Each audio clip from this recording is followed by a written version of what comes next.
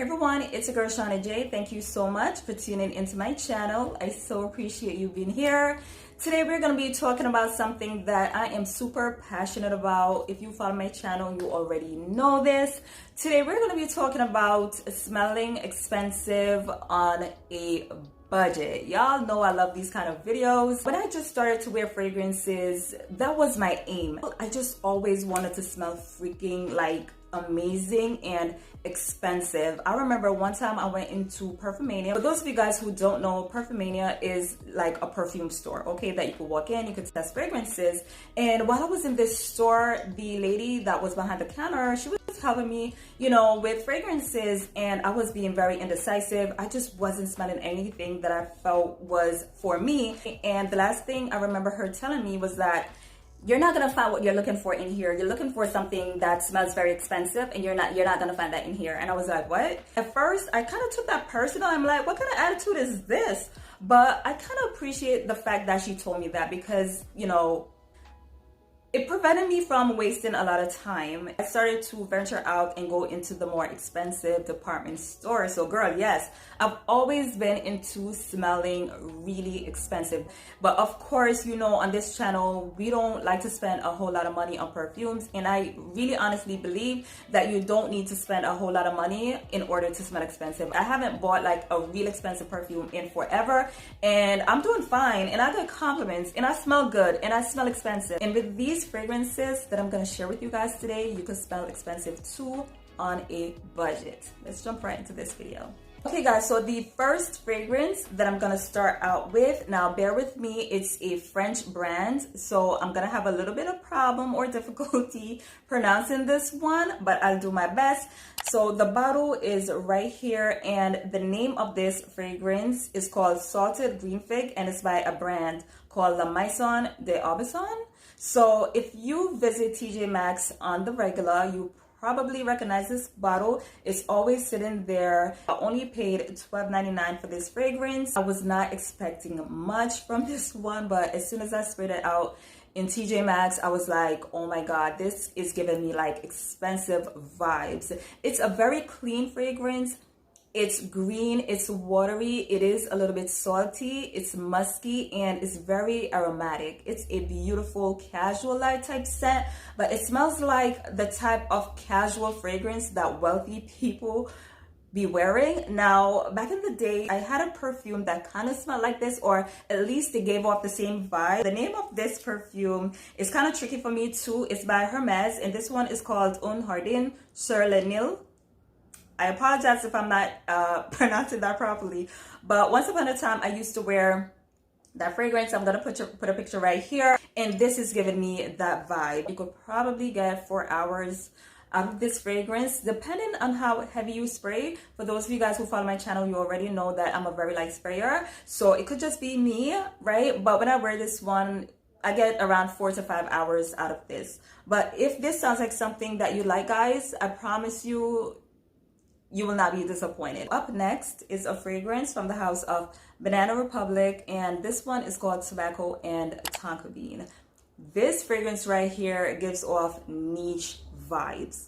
I only paid $20 for this one in Burlington. So basically what I get from this fragrance is a sweet, warm tonka bean and vanilla scent. So it is on the sweet side, but not in a juvenile type of way. It kind of reminds me of something that will come from the private collection of Tom Ford. It kind of reminds me of fragrances like Tobacco Vanille, that kind of vibe. That's kind of like what I think of when I smell this fragrance. Also, this is another fragrance that is not that long lasting. You could probably get 4 hours out of this one if you spray quite liberally. By the way, this is a unisex scent, but I kind of feel as though it leans a little bit more masculine than feminine. I mean, depending on how you look at fragrances. My husband is actually the person that made that dent in it. This is his fragrance. This is his go-to, his everyday fragrance. He wears this one to work. He wears it casually after his shower. This is what he usually smells like. So this is his fragrance. I don't really mess with this one. It's not frilly enough for me. I like more girly fragrances. So up next is Tuberose Mystique, and this one is Bvlgari. If you're looking for an expensive smelling, upscale, classy tuberose scent, you're gonna have to look into this one. First of all, in order to really enjoy this fragrance, you have to like tuberose. It's the sweet kind, but not overly sweet. But you know how sometimes tuberose could go a little bit bubblegummy. This one kind of steps into that territory, but not too much. It's still very sophisticated, so the bubblegum scent doesn't really take over, but it's kind of there. It peeks through every now and then. So this is all about slightly bubblegummy tuberose, a little bit of sweet vanilla, and a little bit of spiciness from the myrrh. You could probably get 6 to 7 hours out of this one. If you like tuberose fragrances, definitely check this one out. Up next is a fragrance from the house of Lalique, and this one is called Lalique. This is the Eau de Toilette. Now, I want you guys to check out the bottle, okay? You see how beautiful that is, how classy and timeless it looks. Now, the fragrance does give off that vibe. It just smells real classy, and it does smell classic. When I smell this one, I can't help but think of a girl. She's in med school. She lives in Paris, very chic. She's bougie. She doesn't want to be caught wearing fragrances that us commoners wear, okay? This is the kind of vibe that it gives off. The dominant notes that we have in here are jasmine and iris. The vibe that I get from this one is like bar soap with a little bit of powder and maybe a little bit of shampoo, but it does, like I said, it does have like a very classic feel. I absolutely love fragrances like this. It smells like a wealthy freaking woman. It smells so bougie. Ugh. You can find this one for like $20, which is crazy because it legit smells like wealth to me. The performance on this one is not bad. You could get 7 to 8 hours out of this one depending on how heavy you spray it, but I'm quite okay with how this one performs. It's a beautiful scent. Definitely try this one out if you want to smell like a bougie, expensive French woman. The next fragrance that I have on this list is also from the house of Lalique. This one is called Amethyst. What I love about the fragrances from the house of Lalique is that they typically smell very expensive. They smell unique. They smell bougie as hell. So if you are dead serious about smelling that way, I'm gonna urge you to look into the fragrances from this house, but you know, be open-minded. Now, this is one of those fragrances. In order to really appreciate this fragrance, you have to be open-minded. It is unique, and this is not a fragrance that I would say you should blind buy because it's not blind buy safe.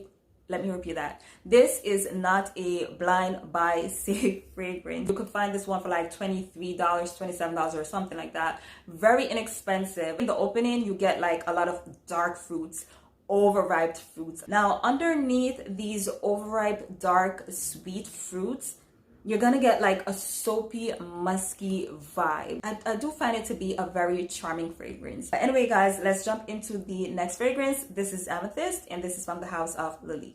Up next is another fragrance from the house of Banana Republic. This is another fragrance that you can find in Burlington for around $20.